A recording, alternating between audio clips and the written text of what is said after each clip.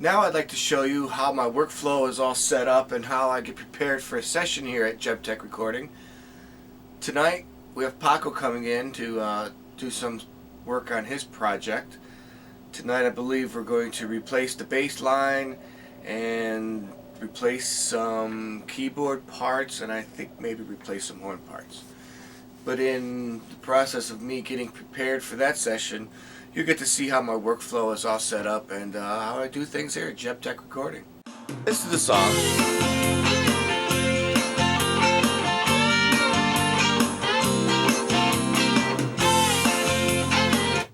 This is the bass part that we are going to be replacing.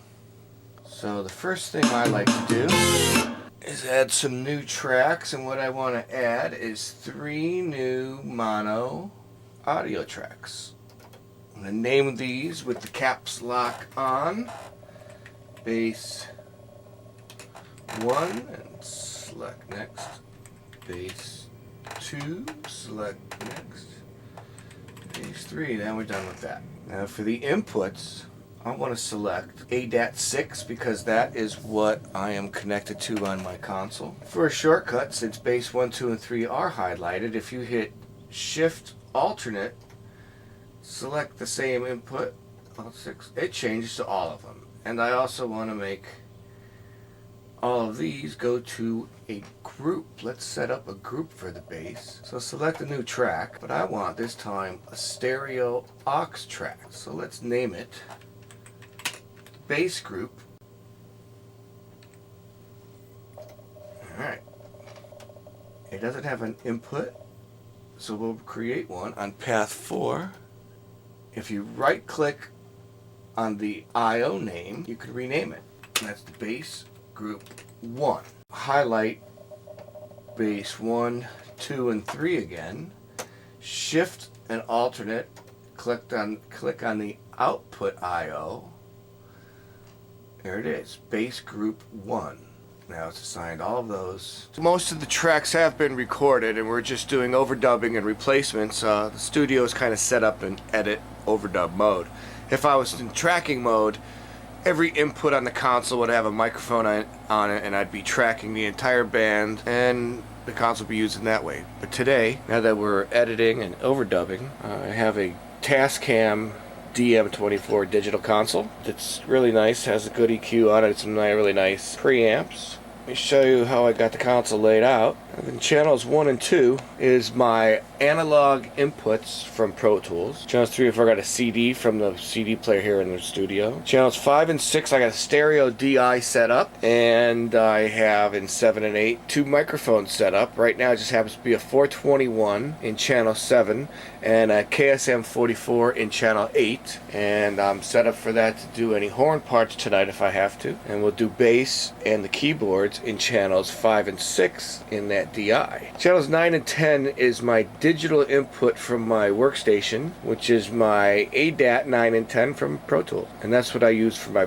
playback. There's no conversion until it gets to this console, and I like to convert it in this console. I have an 11 and 12 my BFD plug-in return for drum replacement, and also for sound replacement I have a drum machine in channels 13 and 14, 15 and 16. It's MIDI keyboard, different MIDI sounds.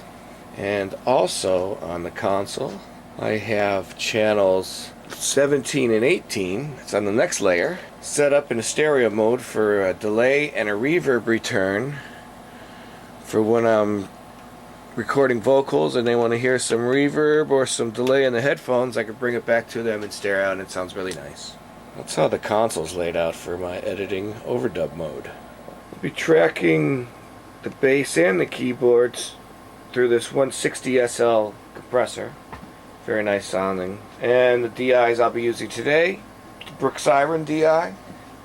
The other DI is currently set up over here against the couch, because tonight that's where the bass player is going to be.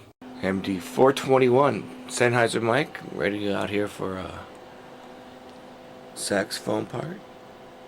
And the Shure KSM 44, I'll use that on instruments, vocals, percussion, a lot of things. It's a great mic. What I really like about it is its choice of patterns. Try throw that in a dead booth in the omni position,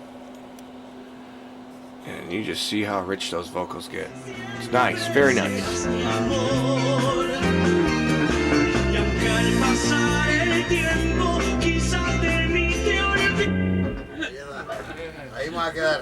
Hey, though, you know, we just got a bunch of good stuff, though. We're gonna start after that. After this. We should take it from here. Siempre serás mi amor. Y aunque al pasar el tiempo quizás de mí te olvides. Same note again. Yeah, Ahí es medio tono abajo, tocas, ¿verdad? Arriba. Okay, here we go. Siempre serás mi amor. Y aunque al pasar el tiempo quizás de mí te olvides. No, ahí estás medio tono abajo. No, pues sí. It's more than a half step. No, es más arriba. Estás abajo de la... Pero ya el principio ya está. ¿Verdad quedó o no? Ay, I'm sorry. Laugh. Okay.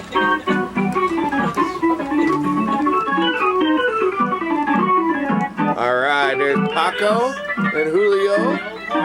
Julio came in some trumpet today, and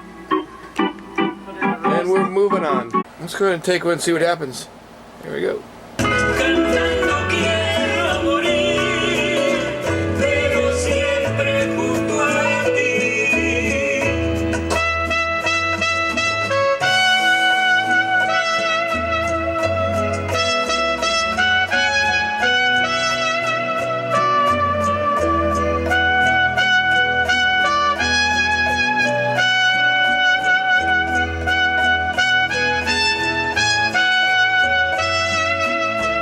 Qué dicha poder cantar. All right. Qué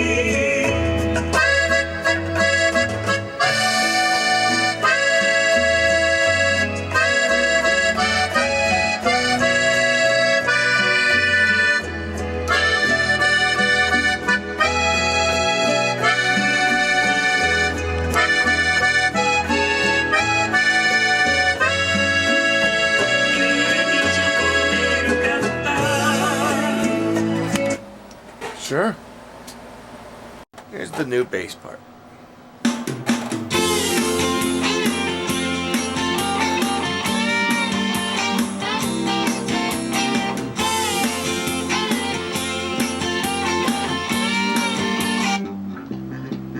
We also put a little bit of EQ, a little bit of compression, if you'd like to see it.